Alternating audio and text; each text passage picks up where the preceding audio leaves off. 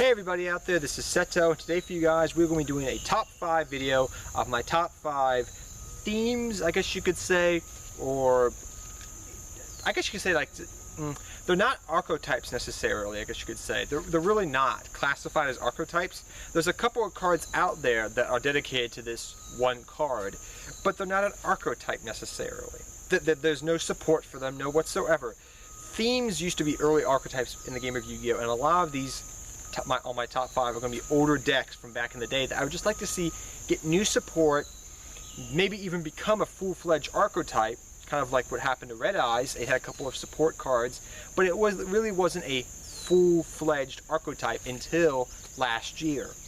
And that's what I would like to see happen to a lot of these older school themes necessarily in my top 5 video today. So that's what I'm going to be talking about today, guys. There's some very cool themes out there. I would love to see if we can get some love and just become a good archetype. They don't need to be Cosmos broken. They don't need to be BA type level broken. I just want them to be solid, playable decks that have a purpose and do that purpose well. So number 5, guys, we have level monsters. Now, I was going to put level monsters higher on this list for the fact that I love level monsters. I love Horus level 8. I love Silent Swordsman. I love those guys. But the thing is, level monsters have been getting some love, like Silent Swordsman and Silent Magician, over the course of the last year due to the, I guess you say, the movie coming out. The cards have not technically come over here to the TCG yet, but they're still in the OCG. But it gives me hope that eventually Konami will give us some freaking level monster support so I can play my Horus level 8 deck and I can play it well. I can have good monsters for support for my level monsters just in general. I just want generic support for level monsters, or I want some of those level monsters to just become full-fledged archetypes, the better ones. Like we've always seen it happen with Silent Swordsman and Silent Magician. Can we please do it to Horus the Black Flame Dragon level 8, our Lord and Savior that stops freaking spell cards and stops pendulums and everything under the sun once you get them out? Can we please do that? Or Konami may not want to do it because it's such a good card. Next up, guys, on the list I have my list right here. We have Dark Scorpions. Now, like I said earlier, I was going to put level monsters high up on this list, but they did get some love. Dark Scorpions, on the other hand, have really never, ever gotten love since, what, Dark Crisis? Like, the original Yu-Gi-Oh! Show. They really have not gotten any love whatsoever. I mean, come on. The only card of note that has been played in the meta, so to speak, is Don Zaluk himself. He was played in the first deck that ever won the Worlds. I believe it was. That was Hand Control. That was a Hand Control deck. It ran 3 Don Zaluks. I remember it ran Confiscation, Forceful Sentry, Delinquent Duo. It was a Hand Control beatdown type of deck with Gemini Elves. But it won Worlds and it actually did good. And Don Zaluk, for the early part of Yu-Gi-Oh's history, was used in everything from Warrior Swarm, generic decks like in Scapegoat format and Chaos format with, you know, BLS and Chaos Emperor Dragon. But after GX came around, he kind of was power creeped. His attack was only 14, his effect was good to pick cards out of your opponent's hand, but he got all these friends and buddies, you know, in this Dark Scorpions, but they're not a full-fledged archetype. They don't work together that well. They have things they can do, but they're not that well off, I guess you could say. And I would really love to see Konami go back to this card that was really, really good back in the day and make this an archetype. And I think the way they could go about this is really cool. Like, say they could make an archetype based around Don Zaluk and his buddies, you know, like all the other ones, and they could be like upgraded versions of them, modern day versions. Like, say they went on this quest, you know, to become more powerful because they kept getting beaten by, you know, everybody else, like, you know, in the Yu-Gi-Oh! Universe, like Free the Brave Warrior, Marauding Captain. So they went on a quest to find more power, and then Don Zaluk, you know, became more stronger, you know, Don, I guess you could say, was leader, and everybody else got upgraded effects and boosts. You know, you could build the archetype around that quest, and I think it would be such a cool idea and such a cool, awesome concept about an old archetype. But yes, that's I would love to see that happen. I know a lot of people out there have seen over the years, you know, actually played Dark Scorpions, but I'm like, oh, just give them support. Next up, we have, speaking of Marauding Captain, another deck that I love, and I've actually created myself because I love the card that much, and that is Marauding Captain himself. Now, there's a lore behind Marauding Captain, just like there is with Dark Scorpions, and Marauding Captain has such a deep lore. He's in Rhoda, he's in Warrior Eternally Alive, he's with Gaga Gigo, he's with Freed, Raza. I mean, every year or so you see cards still coming out, all these years later, still with artworks of Marauding Captain. And what I would really, really like to see is Konami make Marauding Captain an actual archetype. Make it a full-fledged archetype. I would love to see, just in general, a lot of these old, themes in the game of Yu-Gi-Oh! Or like stories actually become archetypes. And Marauding Captain is one of those. And you would say, well, Seto, how would you make Marauding Captain an archetype and still incorporate maybe even the old Marauding Captain? Well, like I said, like with Don Zaluk and those guys, you could give upgraded versions so they could be more better, because their effects nowadays are not the greatest, but Don Zaluk's is still good, so you could give, upgraded versions of Don Zaluk, still be able to still run the one Don, give him a searcher. Same thing with Marauding Captain. You could build an archetype around Marauding Captain himself.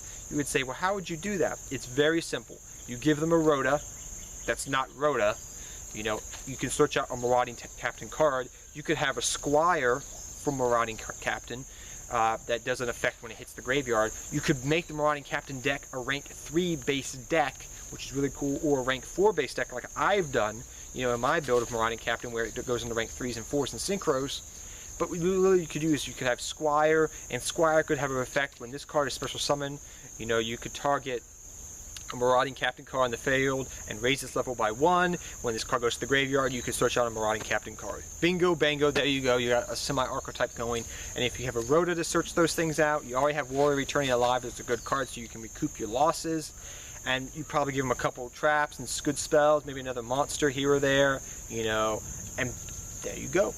There you go. You got archetype from Marauding Captain that's based around rank 3s, rank 4s. You can give Marauding Captain an upgrade. You can give him his own freaking, Exceed for level 3s and Exceed for level 4 if you want to go that route. But you could definitely give him a level 3. It could be like a fire formation, bear, I guess you could say, really, where you could it could be like a tanky type of card. I mean, there's so many different ways you could do it and make it an Exceed based deck out of Marauding Captain like I have done. I would love to see that happen. But next up, guys, we have on our number 2, we have Relinquish. Now, this is something I was debating to put Marauding Captain above Relinquish, but I really said, you know what? With Thousand Eyes Restrict coming back, I would love to see this actually come to fruition. And that is seeing a Relinquish deck or a Thousand Eyes Restrict deck. And you may say to yourself, well, Seto, how would you build a deck of this nature? How would you compensate for this? Well, you already think you got Thousand Eyes Restrict, all right. You already got Relinquish, which is a decent card. But you could make an upgraded version of Relinquish, you can make like a couple of spells and traps and pseudo monsters. I mean, granted, you already have the Daijins, but you could make it into a pseudo archetype. You could give different forms to Relinquish that are not fusion or ritual based. You could even make a new Relinquish, like Relinquish got an upgrade, and you could make it kind of like C10. Is it C101? We knew how good 101 was when it first came out. Well, C101 I've always compared to like an upgraded Thousand Eyes Restrict. It's a better Thousand Eyes Restrict, and if you are able to they can make a ritual upgrade of Thousand Eyes Restrict, give them some support cards. You give them a card, you have pre-preparation of rights, literally. You have a whole bunch of other cards that can search out the rituals and the monsters. So you're really good to go because of the ritual support. You got your Manjus, everything else. You can give them like a monster or two, to help them give protection. And I think you got a deck in the makings that could be a good solid tier 2 deck that can steal opponents' monsters. If you give it an upgraded effect, I think you'd be good on that.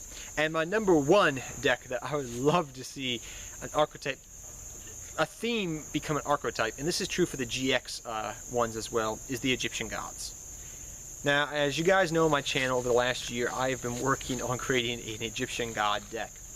And the thing is, there is nothing really out there. I had to build that deck from scratch. I got some ideas from some friends and watching some videos online, but there was literally nothing out there, and that entire deck I had to build from scratch, all by myself, no help. Nobody knew how to build it. Nobody had ever attempted it. I could find some articles from years ago, people trying it out. But there's been so many cards that come out since like what, 2007, 2009. Since then, so I had to find those cards and try things out. But what would the Egyptian God deck need if you want to make Egyptian Gods an archetype? Technically, it's already sort of becoming an archetype in itself already, if you think about it for a second. You already got Ra's Fear Mode, you got True Name, you got Mao the Bound Creator, and you got Ra's Disciple. In any Egyptian God deck build you build, if you built an Obelisk deck, a Ra deck, or a Slifer deck, or you do what I did, where you just put all three in the deck and play it, you already got True Name, which is a searcher and everything. You already got Ra's Disciple, which is kind of a, you know, a way to special summon and get 3 monsters on the field and go off. And on top of that, you already have Mount the Bound Creator, which is a win condition in itself once you get that card out with a God card. What would it need? I think if you wanted to build the deck that way, be it around the Egyptian gods or whatever, what the deck would need is a way to consistently get 3 monsters out in the field quickly. You could have an Obelisk Disciple, a Slifer Disciple. They could do the same exact effects as Ra. Maybe they have built-in effects when they go to the graveyard. You get benefits off them. I don't know what those could be, but you could. You also, on top of that, I think need some way to use True Name effectively. I think they need to have their own kind of advanced draw, you know, maybe, or have the cards built in with the other, like, disciples, where you, like, oh, you contribute, when you special summon 3 this turn, you contribute off, you know, to summon a God card. That's all it needs to say, you know, so you don't have to, like, go Ra's Disciple, wait another turn, then tribute for a God card. That's why advanced draw is so good in the deck, and it works so well with True Name. If they had their own advanced draw, or advanced draw type card, where you could, you know, excavate cards properly with True Name better, the deck would be fine.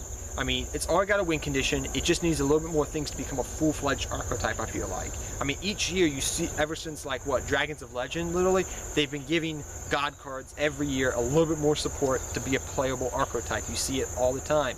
And I think they're only maybe 2-3 cards away from becoming a good archetype if Konami wanted to do that. You need constant tribute fodder, and on top of that, you need a way to use True Name more effectively. And I think that's all you really need. So that's, guys, that's my top, I guess you could say, themes or pseudo-archetypes that I would like to see become full-fledged archetypes in the game of Yu-Gi-Oh! And just be good and playable archetypes. Tell me down below, guys, if there's any archetypes that you know of or themes in the game of Yu-Gi-Oh! That you would like to see support for. And I hope you guys all enjoyed this top 5 video. And until next time, take care, have fun dueling, good luck dueling, and I'll see you guys next time. Take care, everybody.